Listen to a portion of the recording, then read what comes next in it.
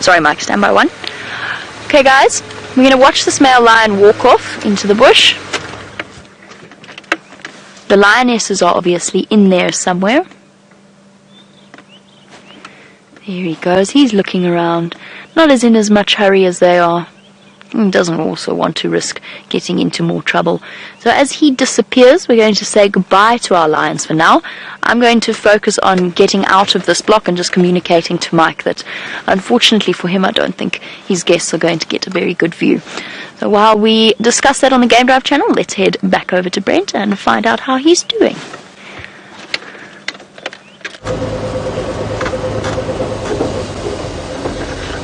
So we've been trying to keep up with these hyenas. A hyena ran and stole the head of that buffalo and just disappeared. I'm trying to see if there are any others around. We got one over there. See if there's any playing in the ponds. Now, hyenas love mud puddles. So Jean-Ray says he apologizes for his camera work. It's due to the VR. He's following the VR story. Oh, and we might do another VR right now. Here comes a hyena down the road.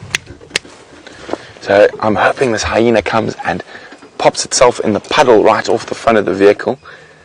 I'll maybe have a little drink. So there's hyenas all around. Oh, look at that. Right, oh, we just got so close we can't even see her. Is she coming out or is she in the puddle? In the puddle.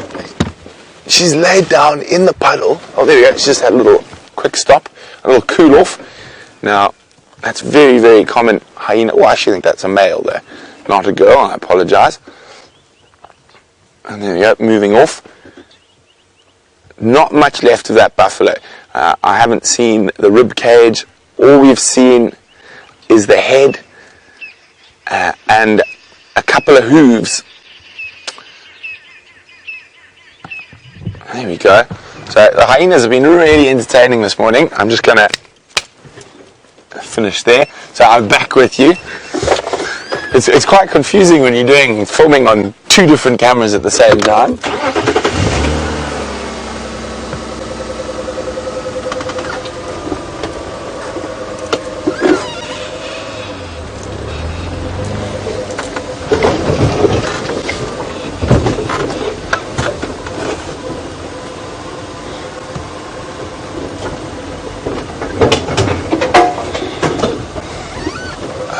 I'm just going to be on the radio quickly. There's just about 10 or 11 amnisi around that Nyari Bamba.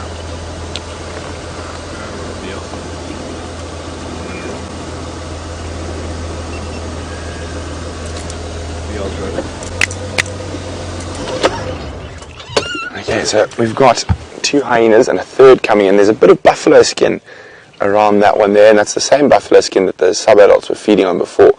But look at that belly. I mean, I doubt she'd be able to put any more in the belly, but she's trying.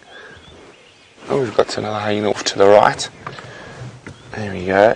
That was one of the sub-adults that was feeding on the carcass, on the buffalo skin when we first arrived. So there were about 10 or 11 hyenas. I can only see 1, 2, 3, 4, 5 now. So they've spread out. There's not much left in the carcass, and I think a lot of the sort of excitement and chasing about is almost over. But it's so nice to see the hyenas again. We haven't had them around for a few weeks. So, hello little one. And you can see actually that it's been lying in a puddle. You can see the bottom part of its belly is quite wet there. So it's been lying in a puddle. I love the way that hyenas will just literally sniff and search, make sure there's not even the tiniest little scrap of bone left.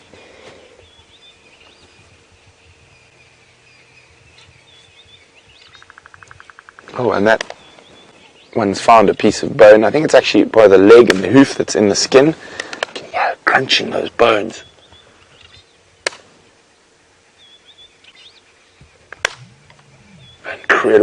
Incredibly powerful jaws. About 900 pounds of pressure per square inch. So I'm just going to try and move around to get to the front of that female who's chewing on the bone.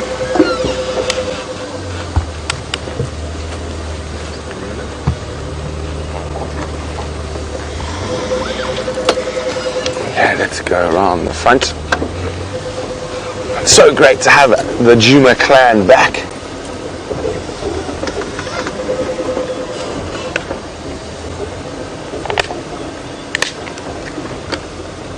Look at that. She's getting right into the bone marrow there. Now, of course, that's really, really good. High protein. And one of a hyena's favorite things.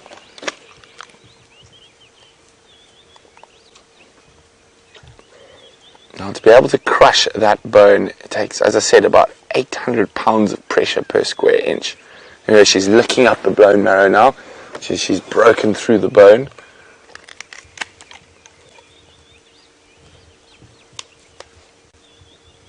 Oh, isn't this amazing?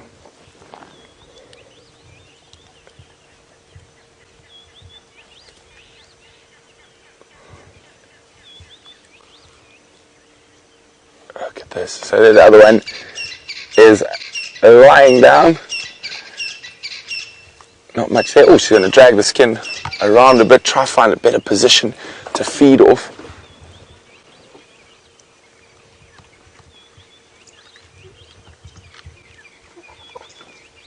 Oh, there's a little bit of playing going on in the distance there between the two hyenas. Just heard a little bit of giggling. Oh, coming back in.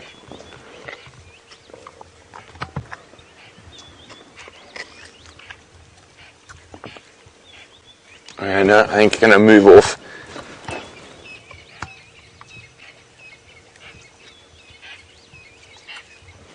Oh, we got another hyena coming up on the right. So we've got hyenas on either side. Oh, it's going to come right in next to the vehicle again. There she is. Oh, coming right next to me. Hello, little one. It's going to come now right along the front of the vehicle, underneath the VR rig. Oh, hopefully. And then, of course, we've got vultures in the tree up to the right. So lots going on all around us. You can just hear that crushing of bone.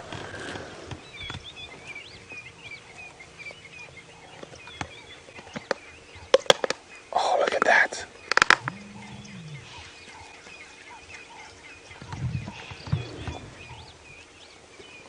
So she's getting right to the last little bit of that bone marrow. There's not much left there. Now, the reason that the hyenas we saw feeding on the skin earlier didn't manage to get through to that bone marrow as they were sub-adults. There it is, just behind her. So they probably don't have the same jaw strength of an adult female.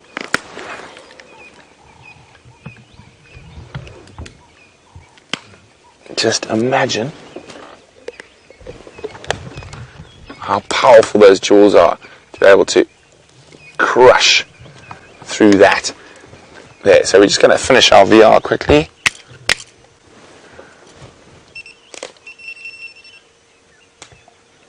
Okay.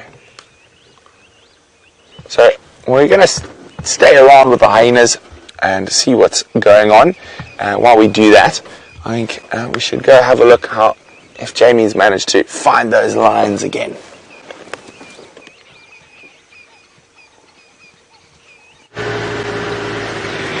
Hello and welcome to Mrs. Dutoy's class. It is wonderful to have you on board. So we've got some, I think, 7 and 8-year-olds, maybe even 9-year-olds, I don't want to insult anyone, on board with us on this live safari. So guys, just to explain the way that this whole thing works, my name is Jamie and behind me sits a man called Dave. Dave is very shy and probably all you will ever see of Dave is his thumb. And that's only if we're all very well behaved, he might show it to us. Right, so we've got a really exciting thing happening here. Basically, I drive the vehicle around. I've been working in the bush for many years, as has Brent, who I think you might have accidentally just met a little bit early. What we do is we are guides. So basically, whenever you go on safari, now hands up who has been on a safari experience. Let's hear. Some of you have you been to Kruger? Maybe you've even been to the Sabi Sand, which is where we are now. And I'm sure after this your teachers will be able to show you exactly where that may be. What we do is we take people out, instead of having guests on the back, we've got a camera. and it broadcasts up through an antenna. Don't ask me how it works, because I honestly don't know.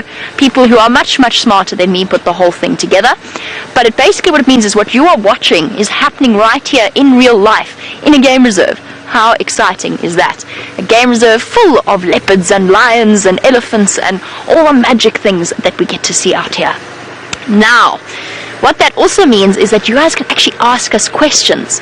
So you can send those through, and we will be able to answer whatever it is you want to know about the amazing things that we see out here. We have just seen some lions, but unfortunately they've moved into a really difficult place. I'm sure all of you would like to see some lions, so please help me. We're going to try and find them again. And what we've got to do is we're going to look really carefully. You all know lions are really well camouflaged. They're sort of a brown color. Tawny is what we call them. They're sort of a brown color, which means they disappear really easily into the grass. And you've got to look for a flicking black tail, or maybe the ears flicking somewhere, because lions are really good at sleeping, which means they might be lying down somewhere behind every bush and tree. So as we drive along this road, we're going to be checking really carefully. We're also going to be speaking softly, because the lioness I just saw, as she walked away, these tiny little things walking with her. So she's got babies. And we want to be really careful. If we don't see them here, unfortunately, I'm not going to be able to follow them, because I don't want to scare the babies and make them afraid of cars. So it's really important to remember, if you ever come on a safari or a game drive, as we call them here in South Africa, if you ever come out on a game drive, whether you're driving yourself with your, no, maybe not driving yourself just yet, but whether your parents are driving in Kruger or you're going out with a guide at one of the special lodges, it's really important to remember that we are visitors in the animal's home. And what that means is that we don't drive right up close to them. We don't ever try and upset them or provoke them. This is not a zoo. Not that you would do that at a zoo either, but this is not a zoo. These animals are wild. They are, in their own way, they can be very dangerous, but only if you don't treat them properly with respect. Okay, so is everybody keeping their eyes peeled? We are traveling on a road that isn't actually really a road. It's actually a road that we made to get to a very special place, and we'll stop at the very special place so I can explain to you why it is so special.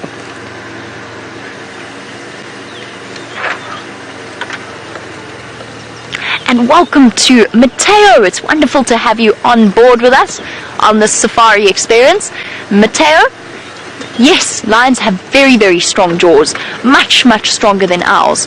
So their jaws are not as strong as something like a hyena, but they are strong enough to crush small bones.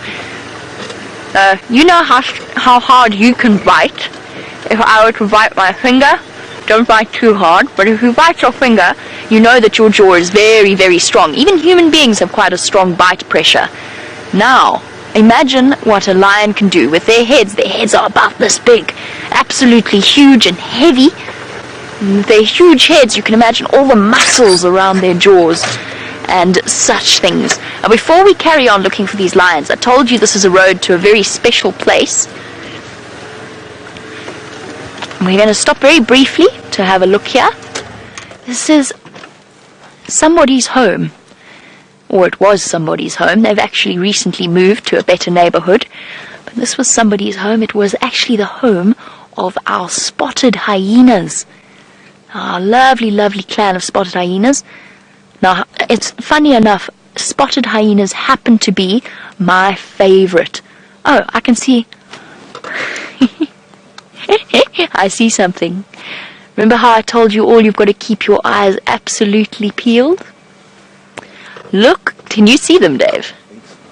Look through there. You know what that is? Can you believe it? That is a lion. Awesome. Oh, we've managed to find, in fact, there's a whole pile of lions. Now, Chad, you wanted to know why baby lions are scared of cars. They're not always scared of cars. Okay, so when a baby lion and a baby leopard and all baby animals are growing up, they take their behavioral cues from their mothers. But for lions and leopards, they have to leave their babies alone when they're small. So what that means is that baby lions and baby leopards are very, very careful of anything that they don't know, which makes sense because their instinct is to look after themselves. So if mommy's away, they're going to, even if it's a strange sound from a bird or a warthog, they're going to go and hide. Now, these lion cubs have never ever seen cars until really recently because the whole time mom has been hiding them away.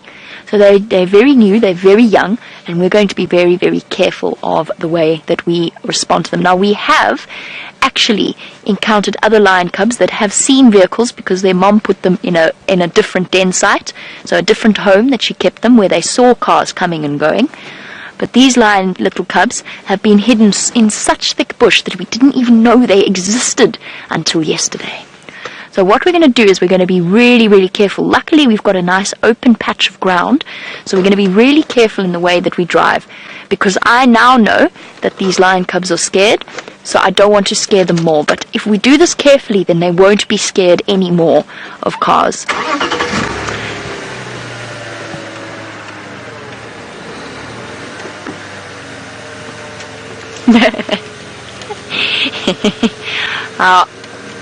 Gianluca, you want to know what would have happened if the lions had found us first. I have to tell you something about lions. Here's a secret about lions. They're very, very scared of people. So they are scared of people on foot because thousands and thousands of years of evolving with human beings in Africa, they've learned that we are clever, that we have tools and weapons, and that we are scary things.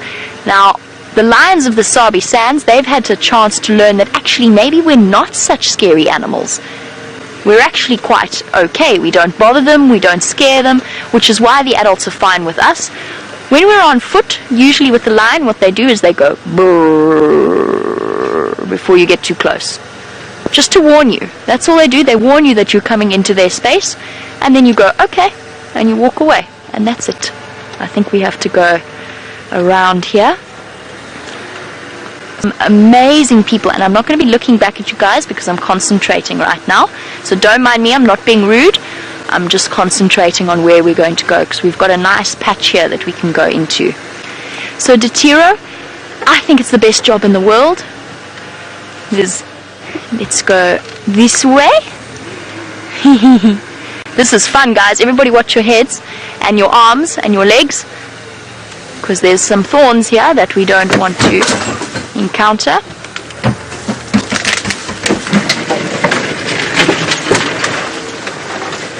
Okay, what's nice here is we've actually left the lions with lots of space so they don't get frightened. Hello, guys. I get to work with some amazing animals each and every day, and I love the animals. I also get to work with some incredible people all the time. We've got a really, really nice group of people. Plus, I live out here in the African bush all the time. It's almost like being on holiday. Duck, everybody, watch your heads.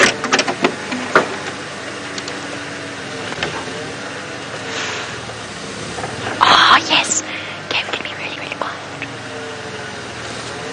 Hello, little baby. I see you.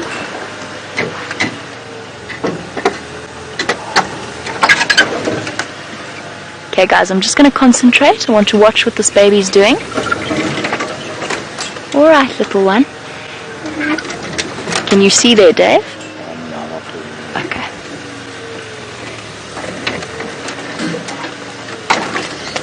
Quiet, quiet, quiet, quiet. Nice and quiet. There we go. There we go. Look at that. Hello, little baby. Tiny, tiny little baby lion.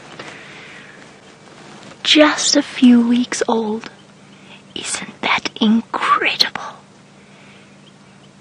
Little lion cub, and now you can see why I was so careful about how we came in here. Because at no point did I want that little lion cub to get up and run away. Oh, there's the other one. Just a little bit above. It's going to walk into view soon. There it is. Can you see the little movement? Hello, baby. Oh, it's all wet and muddy from the storm that we had last night. Their baby's very, very first experience of rain. How absolutely incredible.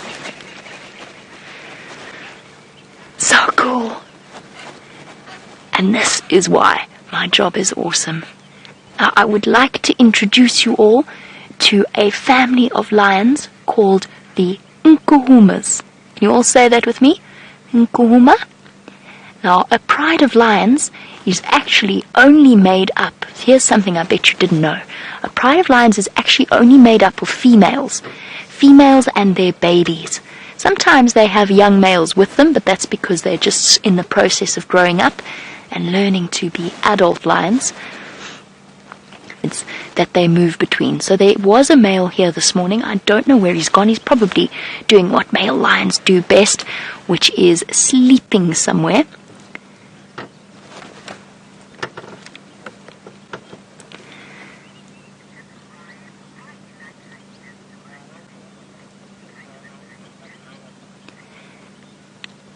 So while our lions doze away, we've got a question from Ryan, which is, why do I like spotted hyenas so much? Let me tell you a secret about them. They are really, really clever, and they're really, really curious. So they're always up to something different, and that is why I love spotted hyenas. And you don't just have to take my word for it, because while we watch our little lion cub, Brent is also out and about, and I'm sure he would like to say a proper hello.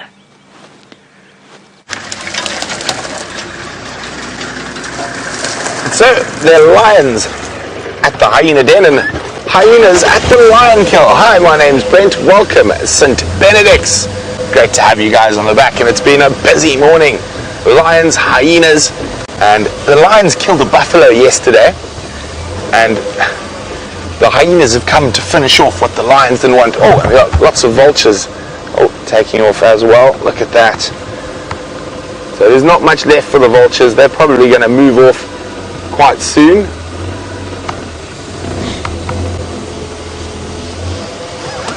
Okay, so I'm just trying to find a spot. It looks like the hyenas are going that way, so we're just going to go around. Hi, Andrew. Andrew would like to know, how does a hyena smell a kill from such far away? It's just got very good sense of smell, a far more developed sense of smell than what we do. Just trying to see where the hyenas are.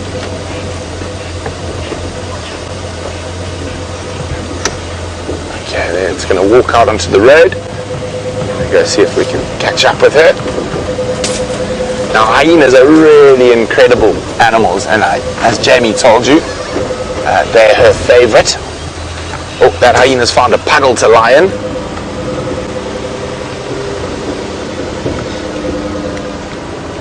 Now, hyenas really like water, so you often find them lying in a puddle, and they'll even store meat in a puddle. So in a deep puddle, if they're very full and they can't eat anymore, they'll take that piece of meat and they will hide it underwater so the other hyenas can't smell it.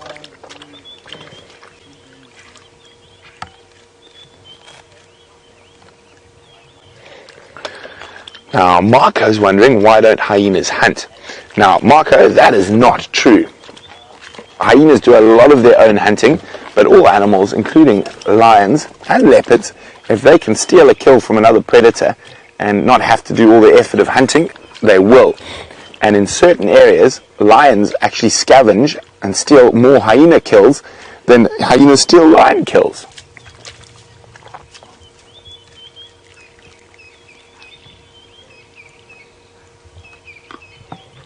So this is a big female.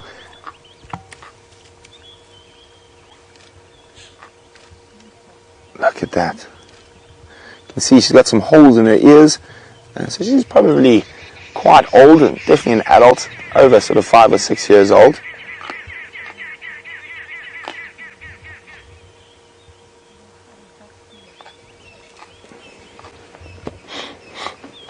Now, Alex is wondering how long I've been a game ranger for. Alex, I've been doing it since I was about 18 years old, so about 15 years.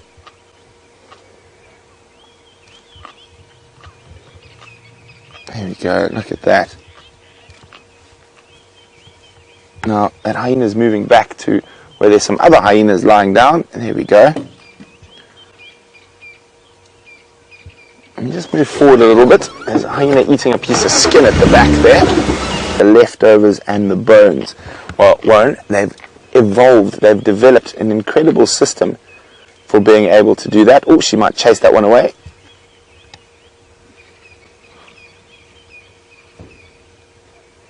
There we go. Now, hyenas are sort of the waste disposal machines of the bush. Oh, there we go. You've just got disciplined, little one. So that one with its tail up, or its tail's down now, that just got chased off that little bit of buffalo skin and a buffalo leg, is quite young, I'd say probably around a year old, and also not as dominant as that big female. So hyenas inherit their rank, their social hierarchy rank from their mothers. So if their mother's high ranking, then the baby will be high ranking and even outrank other adults.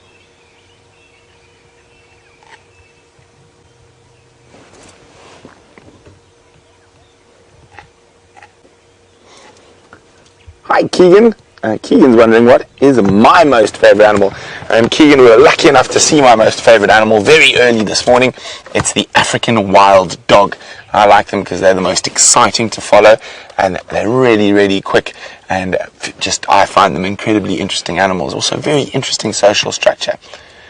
Well, it looks like the hyenas are almost done with what's left of this buffalo. There's a little one still chewing on a bit of skin.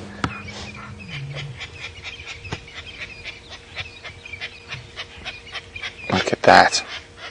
So there's almost no meat left from a big buffalo that was here yesterday. We did see earlier one hyena ran off with its head to keep it away from the other hyenas, so the other hyenas couldn't steal it from it.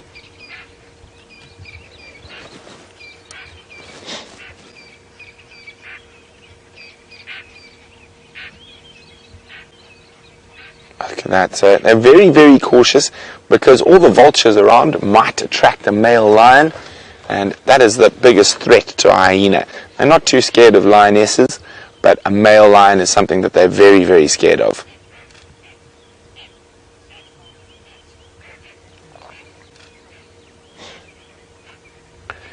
Now, Jamie is wondering, do hyenas have their own territory? They do, Jamie, and it's a very, very set territory. So it's a very distinct sort of invisible line, and they scent mark on it, and that keeps the other hyenas out. Now, if hyenas happen to find a hyena from another clan, so that's what a group of hyenas is called, a clan, in their area, they will attack and sometimes even kill the other hyena. It's very, very serious business if you come into another hyena's territory, if being a hyena, of course. Now, they've got a very, very interesting relationship with human beings. So, during the day, lions and leopards will normally run away from you. They're quite scared of you when you're walking. But at night, lions and leopards are not so scared. Hyenas are not really scared of people. They'll sort of move away from you. But the main reason for this is humans are very messy creatures. And hyenas have evolved on the African savannas at about the same time as human beings were evolving. So for many hundreds of thousands of years, hyenas have been feeding off the mess human beings leave behind. Bones and bits of food.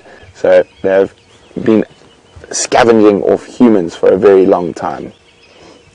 There we go. Off you go.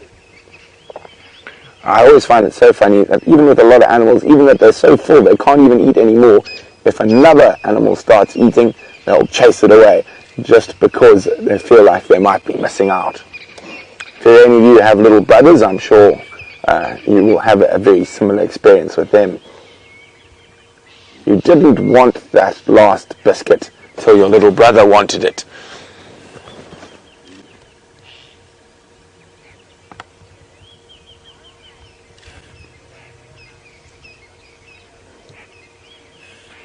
So Dylan, I was just saying that hyenas are still scared of female lions, but they're not nearly as scared as they are of a male lion. So if the hyenas wanted to steal a kill from lions and there were no males there, the sort of general rule is So for every female lion that's there needs to be 3 hyenas. So those lions here with Jamie, there are 5 lionesses, so there would need to be 15 hyenas to try chase them off. Let's just turn on. The one hyena's popped up in the road behind us.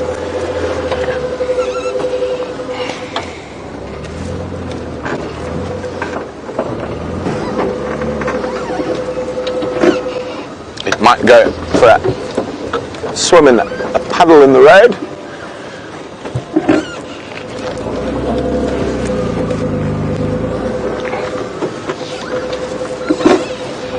Or she could head back to the den. So hyenas live in dens, and that's where they have their babies, in holes under the ground. There we go. She was doing exactly what I thought she might do, go play in the puddle.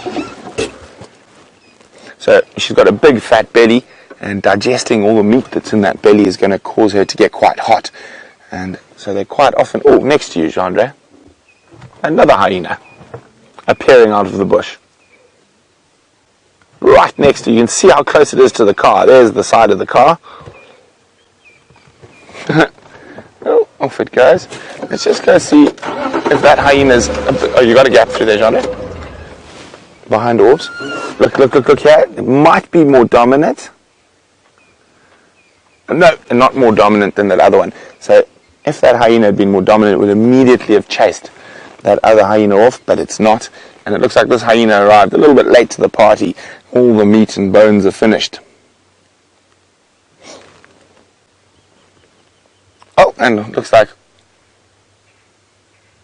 Oh, the hyenas are going to start moving off now.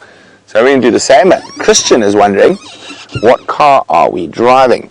Christian, we are driving a little short wheel-based Land Rover that has been cut up and modified for filming.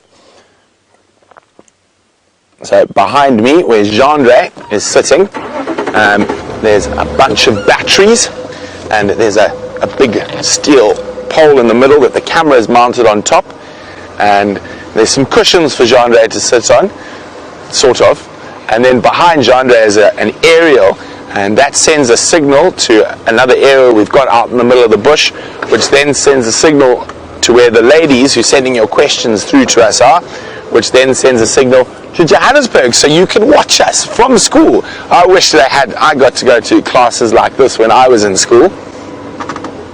Oh, there we go. There's a vulture in the top of the tree. That's a white-backed vulture. Now, you can see he's not looking very happy. We had some rain last night, so he's got his wings open. He's trying to dry out. And vultures don't like cold weather. They like hot weather. So they're very big and heavy birds, so it's sometimes quite difficult for them to fly. So when there's hot weather, warm air rises off the ground, and they pretty much like surf those thermals, which are circular warm air currents, and they surf them so they don't have to flap their wings, and they can fly far and very high without using too much energy.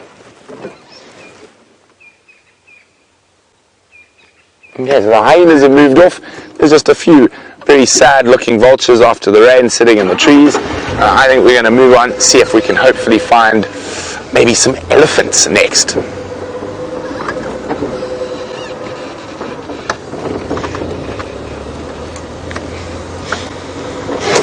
Hi, Cristiano. Cristiano would like to know, why do hyenas like water so much? Probably because it just feels quite nice, and it's a very useful spot to store food in. Now, of course, they're like puddles and pans. Like most animals out in the bush, they're instinctively scared of sort of big bodies of water, so sort of dams and rivers, because there could always be a crocodile there. But little puddles like that, I think it helps them cool down, and also a good place to hide a snack.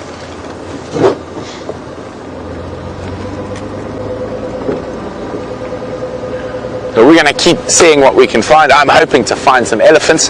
While we do that, Jamie is still with those incredible lions. Oh, there are so many exciting things to find out here, and I really hope that Brent has some luck with those elephants. In the meantime, I've been just sitting here and enjoying one of the most special sights that anybody could ever be treated to.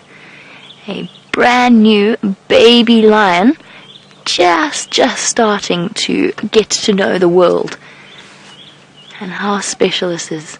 Oh, little one is up. Oh, and lying down again. Standing by Mike, using Mom's leg as a pillow.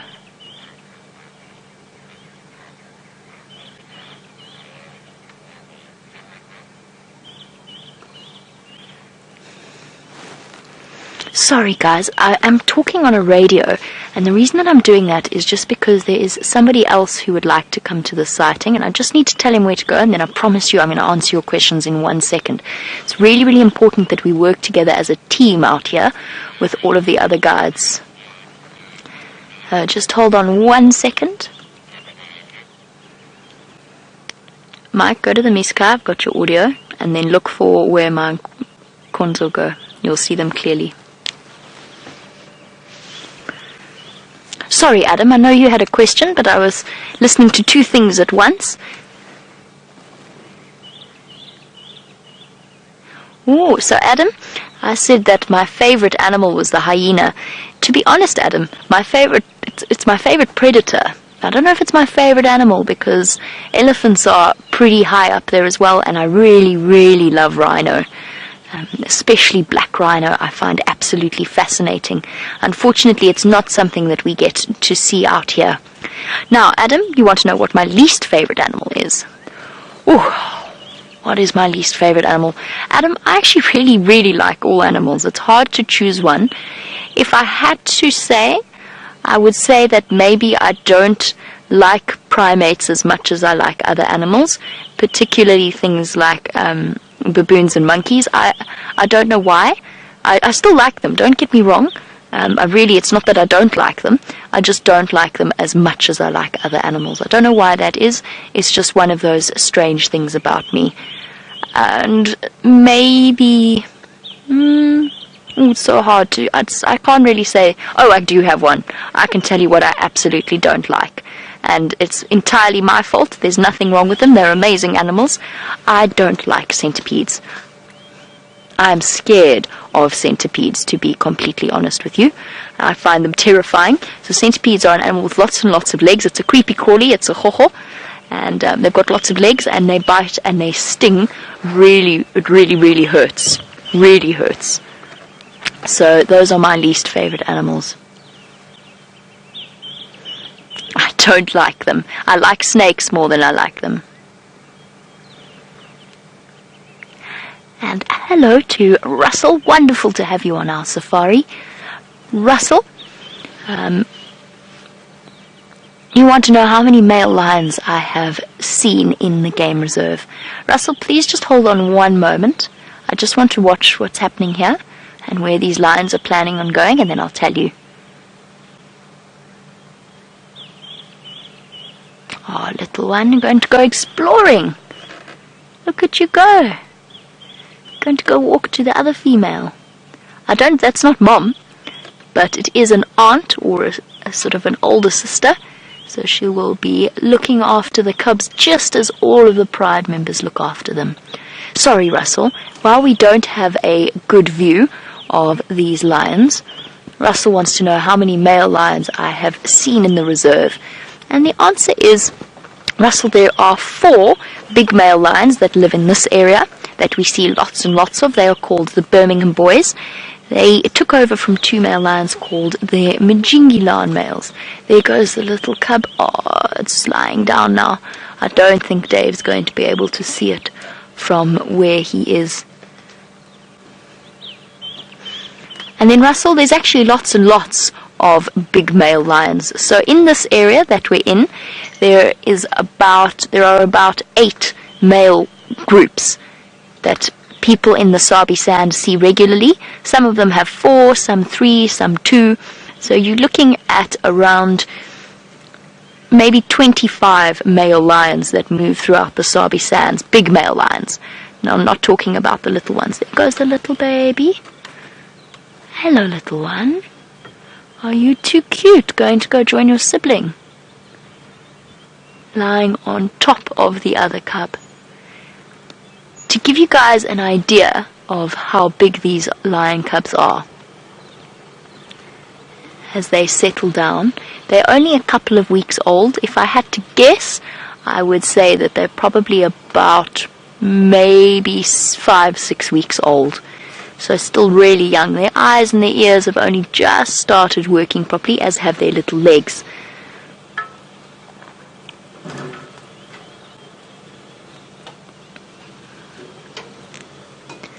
And hello to Daniel Duplessis. Lovely to have you. I said that one of my favorite animals is a rhino. Daniel, I can't tell you whether we see them often or not. They do occur here in the Sabi Sand, and they do occur in the Kruger National Park. Unfortunately, Daniel, it's a really, really sad thing, but we've had to make a difficult decision, and we have decided as a company that we will not show rhino on these live shows. And the reason behind that is because we really don't want to make it any easier for any poachers to find out about our rhino. So that, because as you know, Daniel, there's a very, very big problem with rhino poaching in South Africa as a whole. We've been lucky. We're lucky where we work. The rhino here are some of the best protected in the whole of South Africa, but we don't show them. So yes, we do see them, but we don't put them on camera. Hey little ones, we found such a comfortable spot.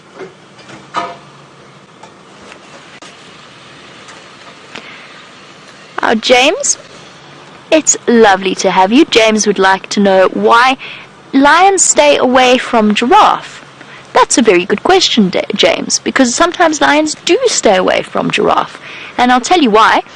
Because giraffe are really, really big animals, and they have very, very strong kicks. So a giraffe can injure a lion really badly. That being said, James, that doesn't mean that a lion won't hunt a giraffe. So a lion might hunt a giraffe, especially if there are some males involved. They don't necessarily stay away from them. A female with cubs like this would probably stay away because she doesn't want to risk the cubs getting injured, and a lioness on her own definitely wouldn't try and hunt a giraffe. But a big group of lions, a big pride of lions, has a nice big group, and they will try and hunt them. Guys, just bear with me one moment. I just need to help out in this sighting. I don't want us both to have our engines on, so I can't reposition, but there is somebody behind me that would like to see the lions. Just bear with me one moment. Just switch off and I'll move for you.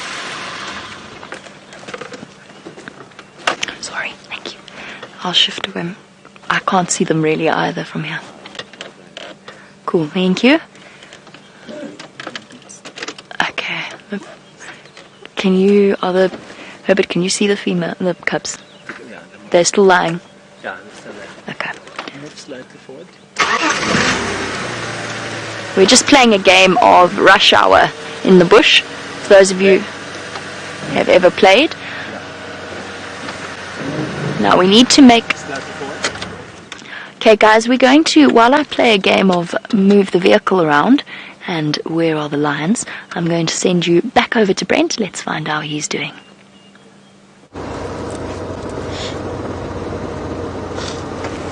Now we're busy still looking for elephants, but I'm also coming into an area that we've got a good chance of finding leopard. So hopefully one or two or both will pop up. Now after the rain it's quite difficult to see the footprints of the big cats.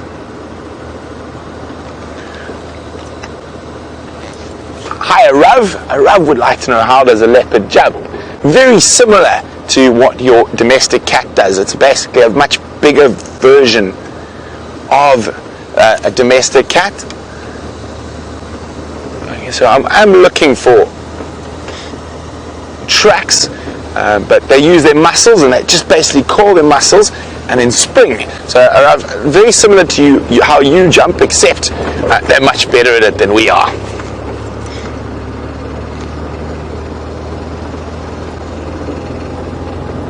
Okay. Oh, hello, Wildebeest.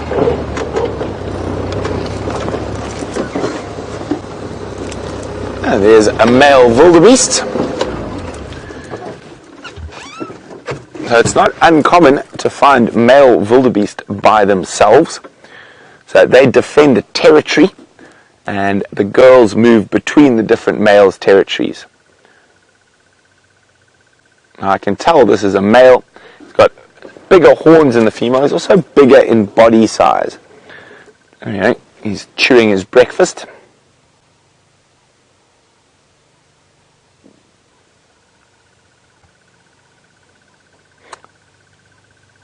Munchy, munchy, munch. Very funny looking animals. A lot of people think they're related to cows because they might look a little bit like a cow, but they're not. They're an antelope. Definitely, I think, the funniest looking antelope in Africa. Sometimes they're also called gnu's because of the noise they make. When they're in a herd, they walk around going gnu, gnu, gnu. Hey, I see you heard me. Nope, didn't think I was any other wildebeest coming. You know, that funny looking creature. You can see some coloration on his horn, and that's because he'll rub his horn up against certain tree species, and what that does is, well, makes him think he looks more impressive to scare off the other wildebeest. But we're going to leave him, and I'm hoping we're going to find some eddies just up ahead.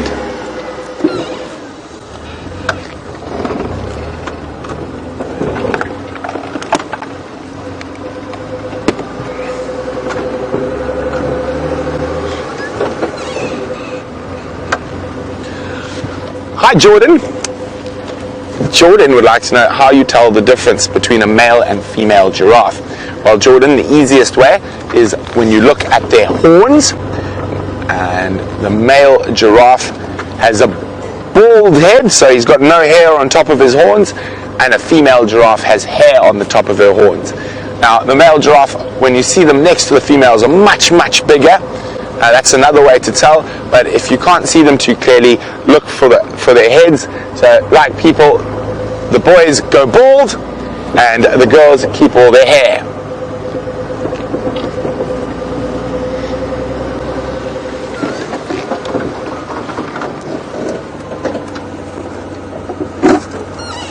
Now when you see me do that, when I swing off the road like that, it means I'm trying to look at the footprints of the animals.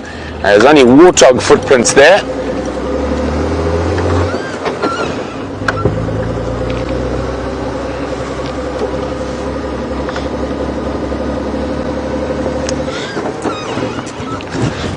Hi Luca. Luca's wondering how often we see lions. Well, Luca, it all depends, but we probably see lions 4 times a week at the moment, maybe 5 times a week sometimes.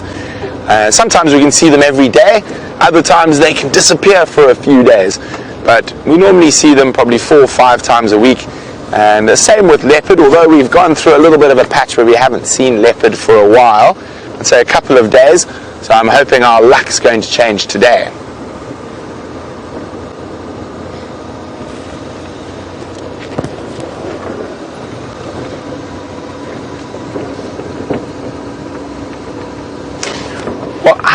Daniel Padone. Daniel would like to know how long lions live for.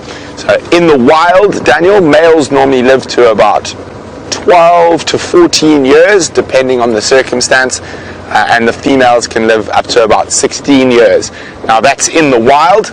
But a 14-year-old male lion is a very old male lion. They don't normally get that old.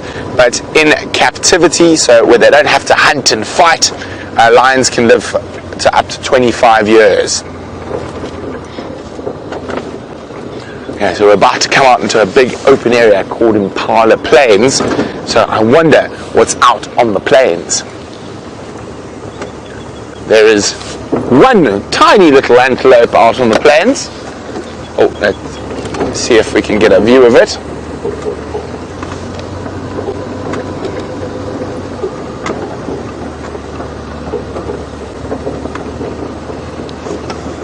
Okay, one last view, hiding, there we go, there's a gap through there. And so it's not a baby antelope, it's an adult steenbokkie, or steenbok. There it is, oh, off he runs. And apparently you guys also have to run off to to your computer class. So thank you very much to St. Benedict's for joining us on this live safari, and hopefully we'll see you soon.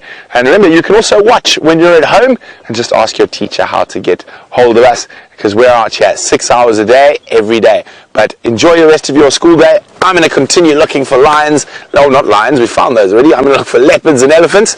So off we go. Bye!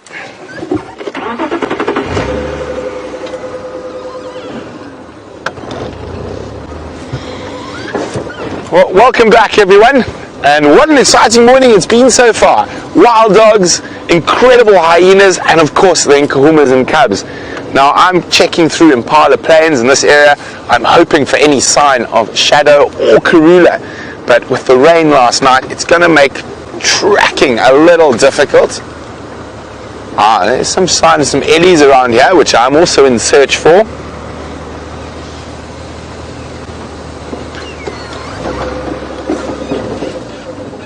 And every time we seem to try to do the bird challenge, the mammals, oh no, there we go, it's disappearing. Have you got one? Jean-Andre's found one, there we go, magpie shrike. Oh, and off it goes. But now as it's getting a little bit warmer, a lot of those birds are really waking up. You can hear a lot of bird sound around. So I think I'm going to concentrate on birds for the last while of the sunrise safari. But don't worry, we are still looking for leopards and elephants and everything, but I'm really enjoying the birding at the moment.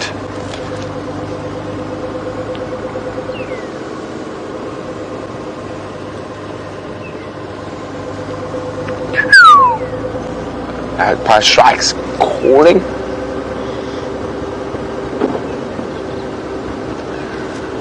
Morning JR. JR is wondering, have I had a chance to look through the pictures and videos on my camera trap?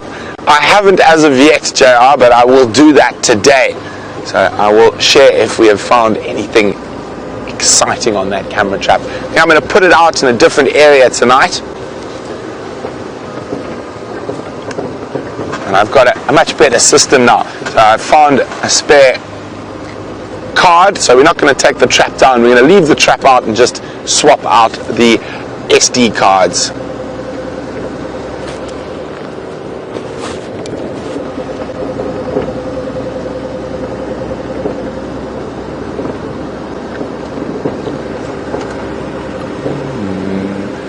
No sign of any tracks at the moment.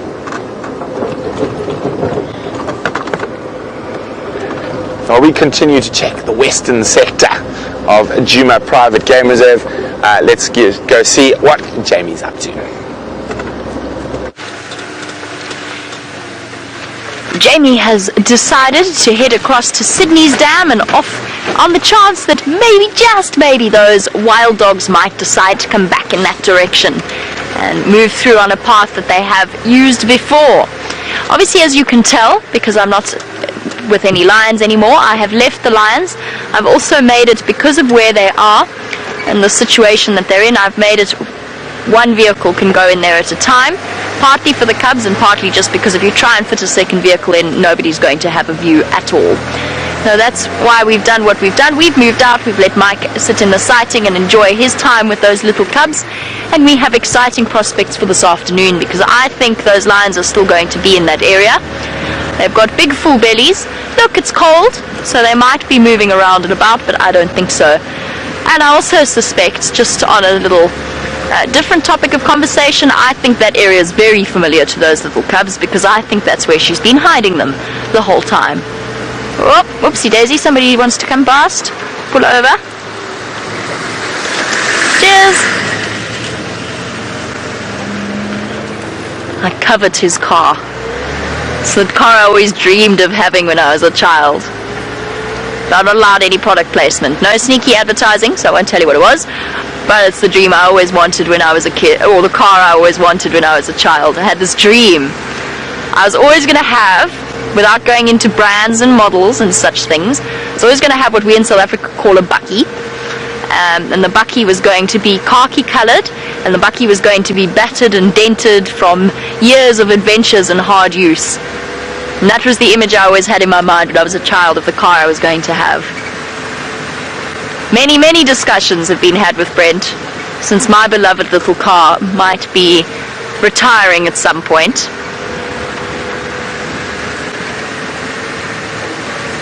But that was the dream. When my little brother, of course, is the polar opposite of myself. Sorry, let's go back a bit. Herbert's telling me he's seen some tracks. What we got, Herbie? Stop.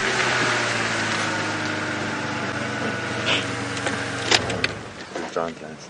Oh, there's a giant lion snail. How awesome.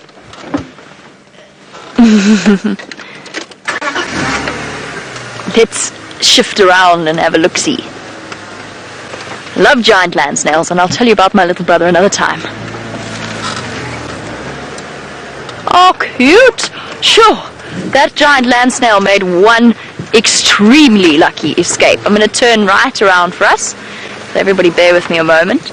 Oh, land snail has made several very fortunate escapes. Because of where it is, it's hidden behind a fallen leaf. Ah, fallen leaf. It's not a fallen leaf, that's an entire log. What nonsense am I talking? Can you see it there? Thank you. See? That is the luckiest land snail in all the world. One very small giant land snail. And hidden from the angle that I approached from, it is hidden behind a fallen branch. Now, I usually don't pick them up, however, I am going to do it now because he's right in the middle of the road. And if it wasn't me, it was going to be somebody else that comes through on this main road and accidentally does him a severe disservice. So just bear with me one moment. There is another vehicle waiting to come past. Oh, they've changed their minds. They're going elsewhere. Hello, little land snail. You have no idea how lucky you are.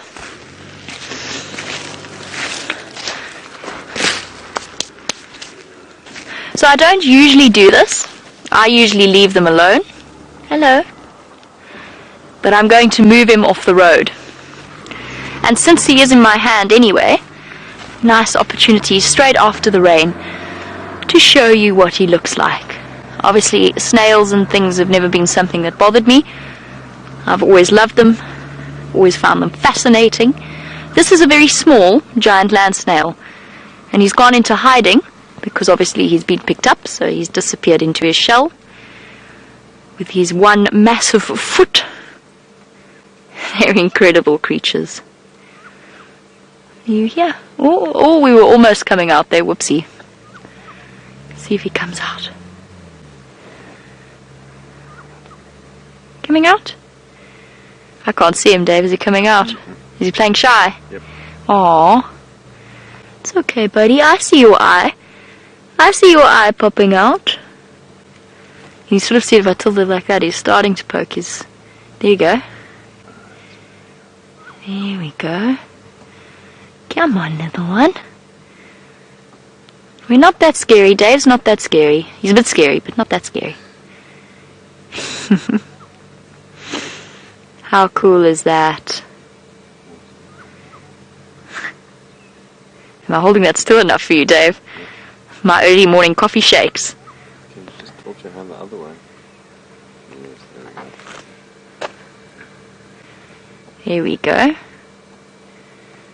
And giving us a really awesome view into the world of the snail as he gently leaves a slime trail across the palm of my hand. Oh, getting so brave. So giant land snail shells, no man, giant land snails, the actual animal, we often see their shells. He's come out of what's sort of called estivation. It's a bit weird in these snails. They hide themselves in a nice safe spot and they form a sort of a hard casing, a mucousy casing that solidifies over the entrance to their shell. And that is where they spend their winters. But after a storm like this, they have come out in the moisture. As you can imagine, we don't see many of them all that often. and finding a mate out here is a bit of a tricky experience. So what they do very cleverly is they have both male and female reproductive parts in order to make the most of each encounter with another land snail. So they essentially fertilize each other, and then each will go off. He's about to run out of road. Things are going to get very difficult for our snail here. Okay, shall we go put him back before he goes tumbling from my fingers? Cool.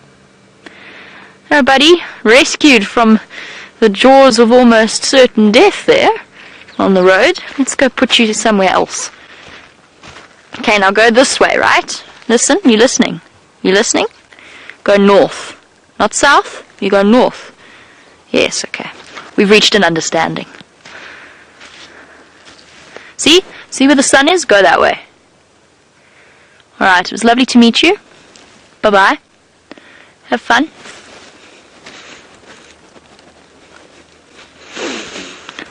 There's an impala over there that's looking at me like I'm completely nuts.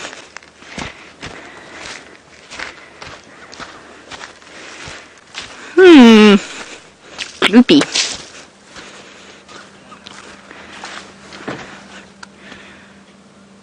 A gentle trail of snail slime.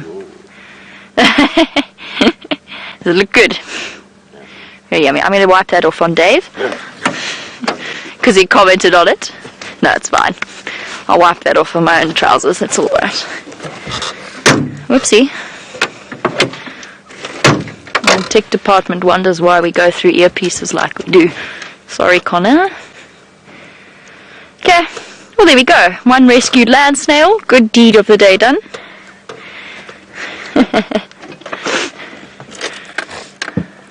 Oh, wonderful news! I've got a really special surprise for you. Actually, Brent's got a very special surprise for you. A much beloved character. Go and have a look.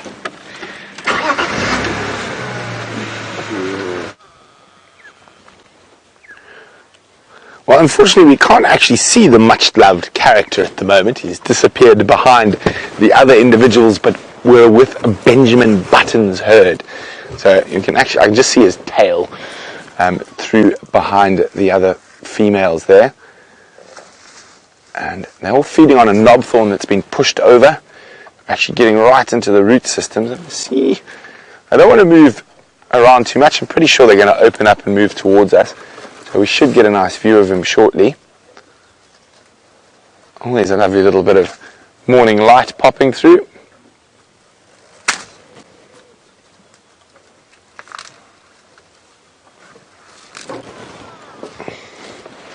Hey, film taxi. Look at that. Really, really enjoying. Oh, this one. They're feeding off two different species. So there's a group of them feeding off the knobthorn. There's also a group of them feeding off the variable bush willow.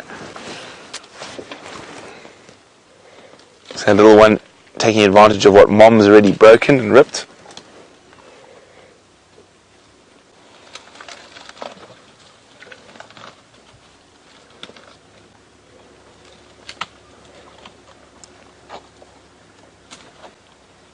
Oh, the Ellies quite enjoyed a bit of moisture last night. It should help them with their feeding. It could create a bit of a flush with certain plant species. Oh.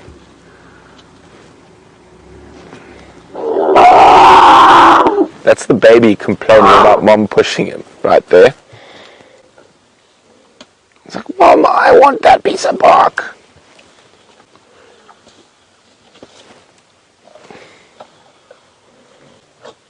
That was a proper little whinge there from that little Ellie.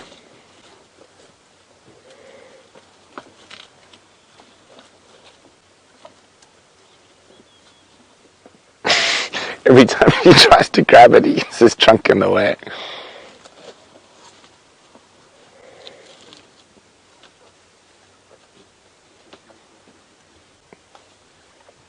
Oh, isn't that sweet?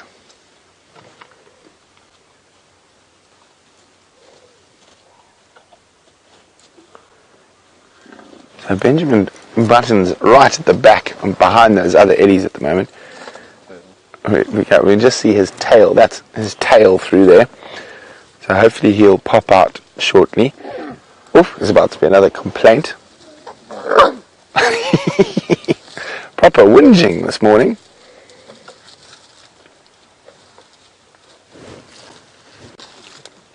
Oh, I can see that Benjamin's mother's that one there. And so bottom there. Oh, is he going to be revealed when these others move out of the way? And the whinging... Oh, there we go. Give you a bit of an argument. Get out of my way, you. It's the quick tusk to the behind. So there's the whingy elephant has won the whinging battle and got Mom's... Oh, there's Benjamin. And he's gone. Nice try, though. So, as I said, the whinging elephant won Mom's piece of hard-fought bark and looks to be thoroughly enjoying it. Here comes trouble. There we go.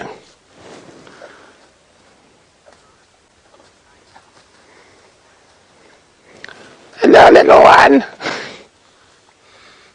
He's giving us a good sniff.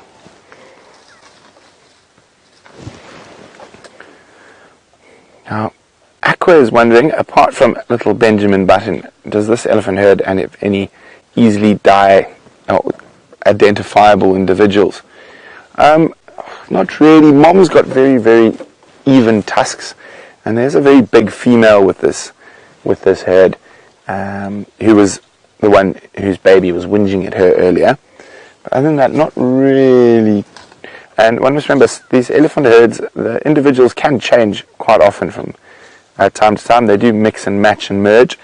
But there are quite a few young bulls in this group, like the one Benji's mom disciplined with Jamie a couple of weeks ago. Hello, little monster.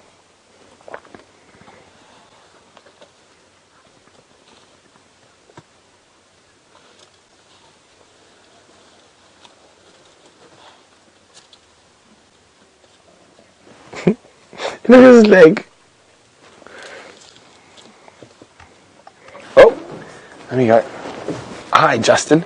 Justin would like to know, would little Benji lose his wrinkles as he ages? It is a possibility. I think that's what happened to the wrinkly-bottomed elephant. As he got older, we weren't able to see those wrinkles as clearly. And see, this is one of these little boys I was talking about that caused quite a bit of havoc amongst the herd. Too young to be set off on their own yet, but still starting to become a problem. He's probably about 14, 15 years old. So the testosterone is flowing there, and they can be a little bit rambunctious and need some stern disciplining from the females in the herd. And now there are some more elephants actually behind us, but they've moved off. So I said that sometimes these herds, they're not very set. They can be quite fluid. You can have different individuals that join for different times. You can have related family groups together when you see really massive herds of elephants. I think the first time we saw Benjamin Button, he was in one of those massive groupings. It must have been 60 eddies. At the moment, we've only got 1, 2, 3, 4, 5, 6, 7, 8, 9, 11 or 12.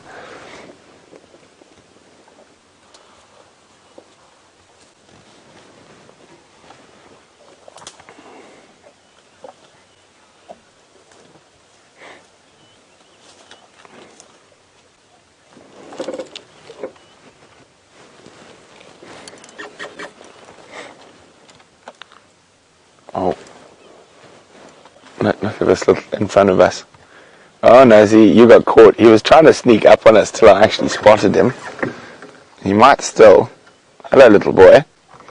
You're also a troublemaker.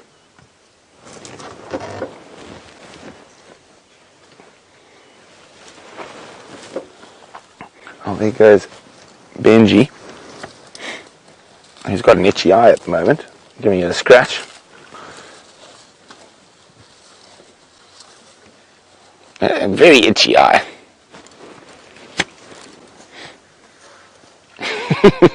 Still hasn't quite mastered the use of the trunk yet.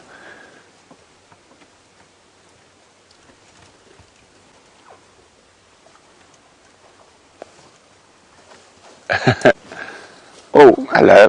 This is the big adult female. Now she's about 6 foot from me at the moment. Just walking on past. I think they're going to start possibly moving towards a waterhole now. Even though there are puddles around, you probably find not enough really to quench a big group's thirst.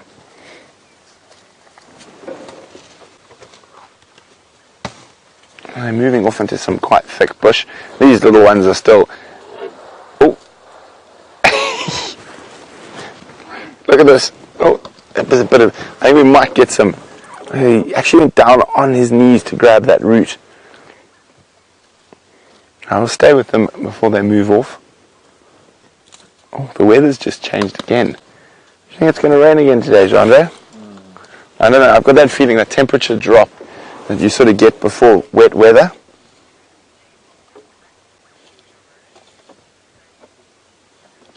Oh, so Jamie's got some fluffy creatures to show you, all standing in a row.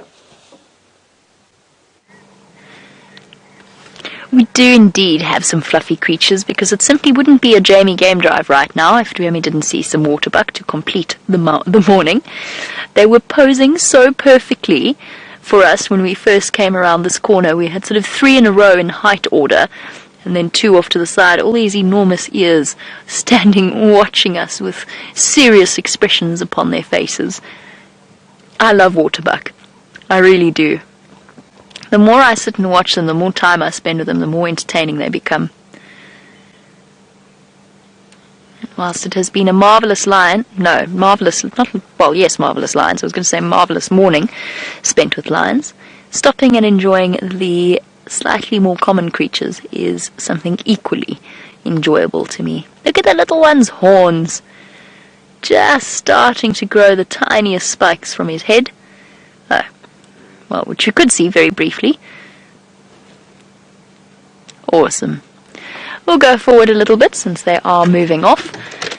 Gone to check Sydney's dam. No sign of the wild dogs popping out. Doesn't mean they didn't. They might just have done it behind where we can see. But you never know. They might be around on this cool morning.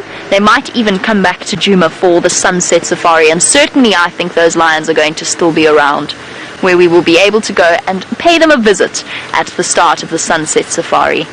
Lots to look forward to this afternoon. Little one, you are so cute. Oh, what happened there? You've got some very strange fur patches. That's very peculiar. Slightly balding patch on the top of his neck.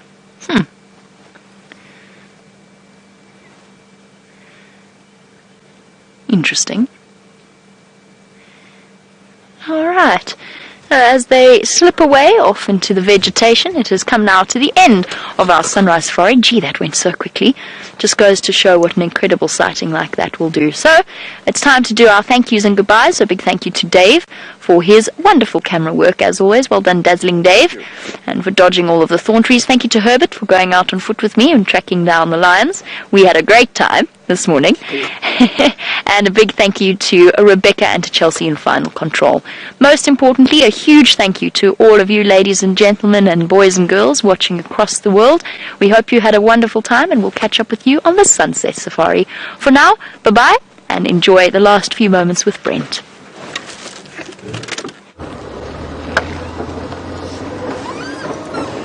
So those ellies have moved off into some thick bush, so we're going to keep meandering on for the last few minutes, see what we can find. It has been a bit scarce on the leopard front, but we have been spoilt on the lion front recently, and also wild dogs this morning. My favourite little puppies. Hopefully they pop in on the sunset safari for another visit. And it seems every time we try to do the 50 bird in a drive challenge, we get sidetracked by many mammals. Maybe we should do a mammal challenge, and then there'll be no mammals and all the birds will be out.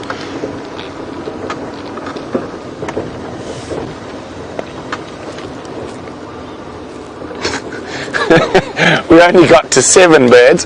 Oh, maybe we can add 1 or 2 more on the way back. There we go.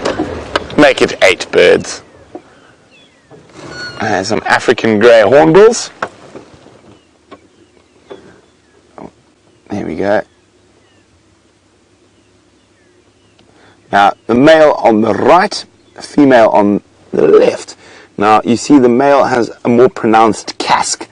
Oh, off they go, which is a sort of a variation on the bill, sort of a bit higher that grows up on top. And there we go, 8 birds, better than no birds. And we did get to see a lot of big raptors this morning, which is not something we see every day. So out of those 8, I mean, we saw lappet-faced vulture, hooded vulture, white-backed vulture, African hawk eagle, and bateleur.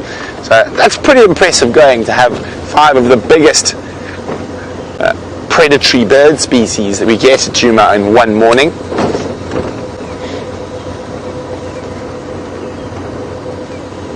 It's going to be interesting to see. We might get a little bout of wildflowers in a day or two, which I'm always excited about. I love flowers. And butterflies maybe, Jean-Andre's favorite.